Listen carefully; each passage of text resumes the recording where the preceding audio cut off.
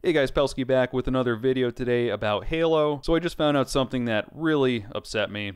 It just further pushes my theory that Halo Infinite multiplayer is being artificially throttled by more free-to-play tactics to maximize profits. I just read this today and wanted to make a video on it because I don't see much talk about it. Okay, so if you go offline and disconnect your Xbox from the internet, you can go into Gamemodes in Infinite in custom games and see that there are a ton of hidden modes that 343 is essentially locking away from people who have the game. There's tons of stuff in here too. I'm going to put up a bunch of these pictures. There's 3 pages of game modes that are hidden. A notable one that we were told couldn't be implemented at launch, oddly enough, is Tactical Slayer.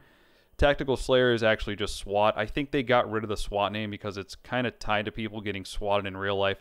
But anyway, there's also tons of Fiesta modes, Fiesta CTF, Fiesta Attrition, Fiesta Strongholds, and it goes on and on. Elimination is here as well. So okay, what does this all mean? Well, in my opinion, these game modes are all in here. They're already developed, if you want to call it that. Now, I could be wrong here, but it seems like 343 is hiding these modes in order to drip feed them to us as time goes on, because it maximizes profits because the work is already done. The game mode's already in there.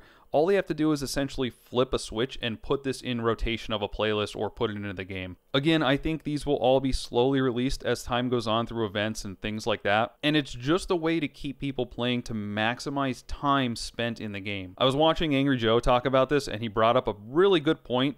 Maximizing time in a free-to-play game like this makes it more likely that you will spend money on things in the store. It's kind of just like basic psychology. You spend more time, you see the stuff, you get FOMO, and then you eventually buy it. Now, I'm not saying everyone's going to do that, but that's kind of the gist of what they're going with here. And how they keep you playing the game is that you don't want to put it down. And I guess in 343 and Microsoft minds, if they keep drip feeding us this content that's already in the game, then it'll keep us coming back, I guess. And I said this in my first Halo video, if you play the same boring playlists over and over that are available right now and get oddball like 80 times in a row, you're going to put the game down that weekend just because you're bored. But then 343 is suddenly going to come back and say, oh my god, guys, we just put SWAT in for a limited time. You have to come back. Oh my god, guys, look, we just added elimination to the game. Isn't that crazy? Better pick Infinite back up. And it's just sad because it's now proven that this stuff is already in there. These game modes are already in the game. They don't have to do any crazy programming or stuff like that that some people will have you try to believe. And another disappointing thing is that almost all of these game modes are nothing new. Like, in fact, even with the hidden ones, we're still missing some classics like Juggernaut,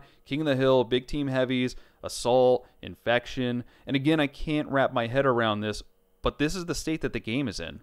Okay, now listen up. Stick with me here, guys. I have a big brain suggestion to 343 and Microsoft. Why not give us all the game modes that you're hiding, as well as the classic game modes that were in every single Halo that for some reason are not in Halo Infinite that everyone loves to play, and keep this drip feed limited release nonsense to new game modes and tie those into events. I think that would be a really cool way to try a new game mode through an event or like a limited time release. And then if the feedback is good on that new game mode, have people vote on it. And if they want it back, then you add it in rotation to an objective playlist or like a totally new playlist for new game modes in Infinite. Don't hide stuff and slowly feed us game modes that have been in Halo literally forever. So I said this in my first video and it just seems like it's writing on the wall with this kind of stuff. I don't know if all this complaining is going to do anything at this point. A lot of this stuff points to the fact that this was all intentional and won't change. It just reeks of some stupid Microsoft executive who is totally disconnected from reality, just saying,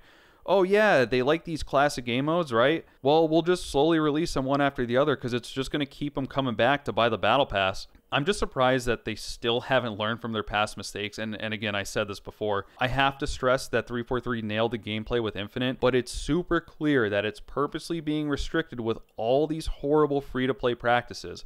I get that it's a free game and they have to make money somehow, but for one, you could bring down the pricing of the store items or at least make them worth it if you're going to charge $20 for something. I guarantee more people are going to buy stuff. So just chalk this up as another L for 343 and Microsoft. I really can't imagine that they didn't see something like this coming. It's just super frustrating because it's the exact same thing that happened with Halo 5, and I'll say it again, but now it's just worse with all this microtransaction stuff added on top of it. And I'm so excited for the campaign launching tomorrow because I really just need a break from multiplayer. So thanks again for watching, guys. Just wanted to make a quick video covering this. Another disappointing discovery. I really hope that all of these game modes will be unlocked, quote unquote, once the game really launches tomorrow, but we'll see. I don't have high hopes, but there is a chance. So, alright guys, peace out.